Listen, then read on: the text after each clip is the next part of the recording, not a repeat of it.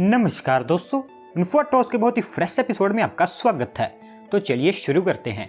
आज की दोस्तों सबसे पहली अपडेट निकल कर आ रही है हमारी नेशनल कैपिटल दिल्ली से, जहां पर दोस्तों दिल्ली में जो ट्रैफिक है उसको रिड्यूस करने के लिए दिल्ली गवर्नमेंट के द्वारा डिसाइड किया गया है कि वो उनके एरिया में कुछ रोड स्ट्रेचेस को रीडेवलप करने वाले हैं, जिनको उनके द्वारा एज ए कंजेस्टेड एरिया के रूप में आइडेंटिफाई किया गया है। एंड जल्दी ही इनके जो रीडेवलपमेंट का काम है वो भी स्टार्ट कर दिया जाएगा। तो so total 9 sample road stretches को इनके द्वारा आइडेंटिफाई किया गया है, जिसको specifically public work department Delhi के द्वारा आइडेंटिफाई किया गया है। एंड जो स्ट्रेचेस होंगे इनको यूरोपियन स्टैंडर्ड से डेवलप किया जाएगा। एंड एज ऑफ ना जो स्ट्रेचेस है इनको आइडेंटिफाई भी कर लिया गया है। इनका फाइनल एस्टिमेशन एंड जो डिजाइन है वो भी बनकर तैयार हो चुका है। एंड मेनली इसके अंतर्गत नेल्सन मंडेला मार्ग, रोड नंबर 51 और बिंदो मार्ग, इस तरह के जो मेन स्ट्रेचेस हैं उनको भी रिडेवलप किया जाएगा। एंड इसका जो प्रपोजल है वो सेंट्रल गवर्नमेंट के पास में अप्रूवल के लिए भेज दिया गया है। एंड वहां से अप्रूवल मिलने के बाद में इसका जो रीडेवलपमेंट का काम है वो स्टार्ट कर दिया जाएगा।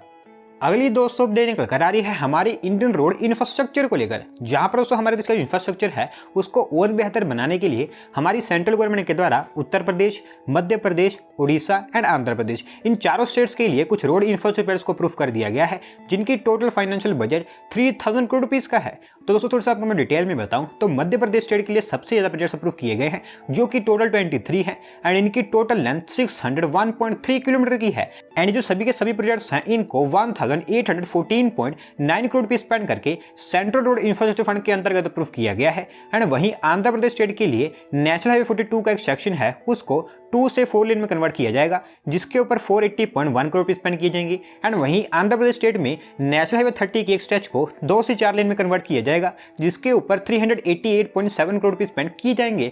और वहीं बात करें ओडिशा की, तो ओडिशा में भी 324.09 करोड़ रुपए की लागत से एक 4 लेन रोड ओवर ब्रिज बनाकर कंप्लीट किया जाएगा। एंड लास्टली यूपी स्टेट में यूपी बिहार बॉर्डर से चंदौली तक, जो कि नेशनल हाईवे 219 का एक सेक्शन है, उसको 2 लेन से 4 लेन में कन्वर्ट किया जाएगा। एंड इसके ऊपर 128.31 करोड़ रुपए स्पेंड किए जाएंगे। तो सो ये कुछ मेन प्रोजेक्ट्स हैं जो कि इन चारों स्टेट्स के लिए अप्रूव किए गए हैं। बढ़ते हैं दोस्तों अगली अपडेट की तरफ, जो निकल कर आ रही है हमारी इंडियन रेलवेज को लेकर, जहां पर दोस्तों उनके जो कार्बन फुटप्रिंट्स हैं उनको रिड्यूस करते हुए हमारी इंडियन रेलवेज के साउदर्न रेलवे जोन के द्वारा सक्सेसफुली एक parabolic solar concentrate based water heating system को डेवलप कर लिया गया है, जो कि रेलवेज का first of its kind system है। एंड नाउ इसके चलते आने वाले समय में हमारी रेलवेज के जो कार्बन फुटप्रिंट्स हैं वो और भी रिड्यूस होंगे।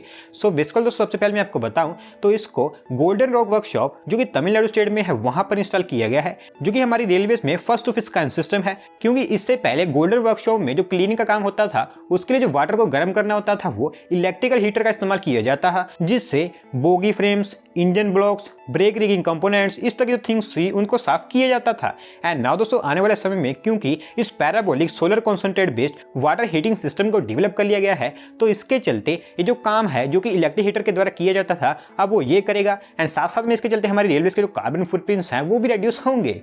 अगली 200 अपडेट निकल कर आ रही है state on power giant national thermal power corporation limited NTPC को लेकर, जहां पर दोस्तों उनका जो रेन्यूएबल एनर्जी पोर्टफोलियो है उसको इंक्रीज करते हुए एनटीपीसी के द्वारा डिसाइड किया गया है कि वो एक stand alone fuel cell based microgrid setup करने वाले हैं, जहां पर इलेक्ट्रोलाइजर का इस्तेमाल करके जो हाइड्रोजन है उसको प्रोड्यूस किया जाएगा। एंड इसका जो डेवलपमेंट है उसको स्टार्ट करने के लिए एनटीपीसी के द्वारा एक कंपनी को इसका टेंडर भी अवार्ड कर दिया गया है। सो बेसिकली दोस्तों ये India first green hydrogen based energy storage project होगा, जिसको सिमहाद्री थर्मल पावर स्टेशन के पास में एनटीपीसी का जो गेस्ट हाउस है वहां पर डेवलप किया जाएगा। एंड जिन लोगों को नहीं पता मैं उनको बता दूं कि जो सिमहाद्री थर्मल पावर स्टेशन है वो विशाखापट्टनम आंध्र प्रदेश में है। एंड इस प्रोजेक्ट के अंतर्गत जो हाइड्रोजन होगी उसको advance 240 kilowatt solid oxide electrolyser का इस्तेमाल करके प्रोड्यूस किया जाएगा। और क्योंकि आने वाले समय में हमारे देश में हाइड्रोजन को लेकर कई सारे बड़े बड़े प्लांट्स भी सेटअप किए जाएंगे, तो जो प्लांट होगा ये उन सभी प्रोजेक्ट्स के लिए एज ए पायलट बेसिस पर काम करेगा। तो दोस्तों देखते हैं एनटीपीसी के द्वारा कब तक इसको सेटअप किया जाता है। अगली दोस्तों एक बहुत ही अच्छी अपडेट निकल कर आ रही है हमारी इंडियन सेमीकंडक्टर इंडस्ट्री को लेकर, जहां पर दोस्तों हमारे देश की डोमेस्टिक सेमीकंडक्टर इंडस्ट्री है उसको एक बूस्ट प्रोवाइड करवाते हुए एंड स्पेसिफिकली हमारे देश में जो सेमीकंडक्टर्स की मैन्युफैक्चरिंग है उसको स्टार्ट करने के लिए हमारी सेंट्रल गवर्नमेंट के द्वारा एक new semiconductor PLI scheme announce कर दी गई है, जिसका बजटरी आउटले 76,000 करोड़ यानी कि $10 बिलियन का रखा गया है। तो दोस्तों इसके बारे में मैंने आपको बहुत बार बताया है कि हमारी जो सेंट्रल गवर्नमेंट है उनके द्वारा सेमीकंडक्टर से रिलेटेड जो पीएलआई है उसको अनाउंस किया जाने वाला है। और दोस्तों ये मैंडेटरी भी है क्योंकि इसके बगैर जब तक हमारे देश में सेमीकंडक्टर की मैन्युफैक्चरिंग स्टार्ट नहीं होती है तब तक हमारे देश की जो स्मार्टफोन इंडस्ट्री है वो फुली आत्मनिर्भर नहीं बन सकती है।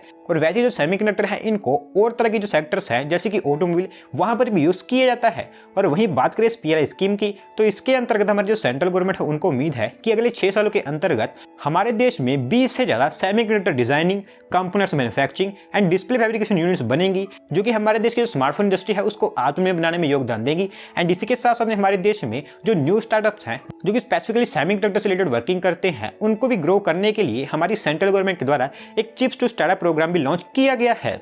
अगली दोस्तों अपडेट निकल कर आ रही है हमारे देश के एक न्यू यूनिकॉर्न स्टार्टअप को लेकर, जहां पर दोस्तों प्रिस्टिन केयर जो कि Gurgaon based health tech startup है, इन्होंने कहा है कि इन्होंने एक न्यू फंडिंग राउंड में $96 मिलियन की फंडिंग रेस कर ली है। एंड इस फंडिंग के चलते जो स्टार्टअप है ये हमारे देश का लेटेस्ट यूनिकॉर्न स्टार्टअप बन चुका है जिन्होंने यूनिकॉर्न क्लब को ज्वाइन किया है। तो दोस्तों सबसे पहले मैं आपको बता दूं कि जो स्टार्टअप है ये हमारे देश का 42nd यूनिकॉर्न स्टार्टअप बन चुका है जो कि इस साल का 42nd यूनिकॉर्न स्टार्टअप है। एंड ये जो $96 मिलियन की इन्होंने फंडिंग रेस की है इसके चलते इनकी जो टोटल वैल्यूएशन है वो 1.4 बिलियन तक पहुंच गई है। एंड पिछले 7 महीने के अंदर इनकी जो वैल्यूएशन है वो ऑलमोस्ट डबल हो गई है।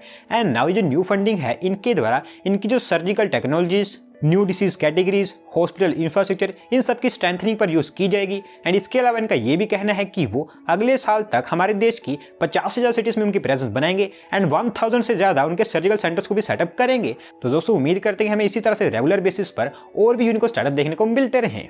बढ़ते हैं दोस्तों अगली अपडेट की तरफ जो निकल कर आ रही है Noida based electronics manufacturing company Dixon technologies limited को लेकर, जहां पर दोस्तों इंडिया में उनका जो इलेक्ट्रॉनिक बिजनेस है उसको एक्सपांड करते हुए इस कंपनी की तरफ से अब डिसाइड किया गया है कि वो पंजाब स्टेट में भी उनका एक new electronics manufacturing plant setup करेंगे। एंड इसको सेटअप करने के लिए उन्होंने पंजाब गवर्नमेंट के साथ में एग्रीमेंट भी साइन कर लिया है। तो दोस्तों जब से हमारे देश में स्मार्टफोन एंड इलेक्ट्रॉनिक प्रोडक्ट से रिलेटेड जो मैन्युफैक्चरिंग है उसके लिए PLI स्कीम अनाउंस की गई है तब से डिक्सन टेक्नोलॉजीज एक ऐसी कंपनी निकल कर आई है जिसका हमें बहुत ज्यादा ग्रोथ देखने को मिला है। एंड करंटली ये हमारे देश में बहुत तेजी से उनका जो बिजनेस है उसको एक्सपांड करती चली जा रही है। एंड नाउ दोस्तों इन्होंने डिसाइड किया कि अब इसको और भी एक्सपांड करेंगे जिसके अंतर्गत ये पंजाब स्टेट में एक न्यू फैसिलिटी को सेटअप करेंगे जो कि 300 करोड़ रुपीज की होगी। एंड यहाँ पर इनके द्वारा इलेक्ट्रॉनिक प्रोडक्ट्स की मैन्युफैक्चरिंग की जाएगी। और वैसे स्पेसिफिकली जो यूनिट होगी इसको इनके द्वारा एक जॉइंट वेंचर फॉर्म करके जो कि Dixon technologies and Bharti group का होगा उसके द्वारा ऑपरेट किया जाएगा। एंड मेनली ये पंजाब की लुधियाना सिटी में बनकर तैयार होगा। एंड यहाँ पर ऑलरेडी इनका जो इलेक्ट्रॉनिक मैन्युफैक्चरिंग प्लांट होगा इसको सेटअप करने के लिए इन्होंने लैंड भी एक्वायर कर ली है और जल्दी ही मैन्युफैक्चरिंग भी स्टार्ट कर दी जाएगी। आज की दोस्तों लास्ट अपडेट निकल कर आ रही है Pune based multinational information technology company Infosys limited को लेकर, जहां पर दोस्तों ओवरसीज मार्केट में उनका जो बिजनेस है उसको एक्सपांड करते हुए इन्फोसिस कंसल्टिंग प्राइवेट लिमिटेड जो कि इन्फोसिस की एक होली ओन्ड सब्सिडरी है उन्होंने Singapore based telecom major Singtel delivery centre जो कि मलेशिया में लोकेटेड है उसको एक्वायर कर लिया है। एंड इसके चलते अब ओवरसीज में भी इनका जो बिजनेस है वो और भी बेहतर हो गया है। सो बेसिकली दोस्तों जो इन्फोसिस है इनका कहना था कि ये दूसरी कंट्रीज में स्पेसिफिकली जो साउथ एशियन कंट्रीज और मार्केट्स है वहां पर इनका जो बिजनेस है और उनकी जो प्रेजेंस है उसको और भी बेहतर बनाना चाहते थे। और साउथ एशियन कंट्रीज में इनके बिजनेस के लिए इनको वहां पर एक specific delivery and sales hub की जरूरत थी। एंड इसी के चलते इन्होंने इस डिलीवरी सेंटर का एक्वायर कर लिया है जो कि वैसे है मलेशिया में लेकिन ओन एक सिंगापुर बेस्ड कंपनी के द्वारा था। एंड नाउ इसको इन्फोसिस ने ओन कर लिया है और वहीं इसको ओन करने के लिए इन्फोसिस के द्वारा $4.4 मिलियन यानी कि अराउंड 33.32 करोड़ रुपए स्पेंड किए गए हैं। एंड एज ऑफ नाउ ये डील है पूरी तरह से कंक्लूड कर ली गई है, लेकिन इसका जो ट्रांसफर एग्रीमेंट है उसको इसी मंथ में साइन कर लिया जाएगा, जिसके बाद में ये कंपनी या फिर जो डिलीवरी सेंटर है ये इन्फोसिस का होली ओन एंड पूरी तरह से एक्वायर्ड सेंटर बन जाएगा। तो दोस्तों आज की वीडियो में बस इतना ही। अगर आप अपनी तरफ से कोई अपडेट सबमिट करना चाहते हैं तो डिस्क्रिप्शन में दिए गए लिंक पर क्लिक करके सबमिट कर सकते हैं। और अगर आज की वीडियो पसंद आई हो तो वीडियो को लाइक करें, चैनल को सब्सक्राइब करें। धन्यवाद आपका वीडियो को देखने के लिए।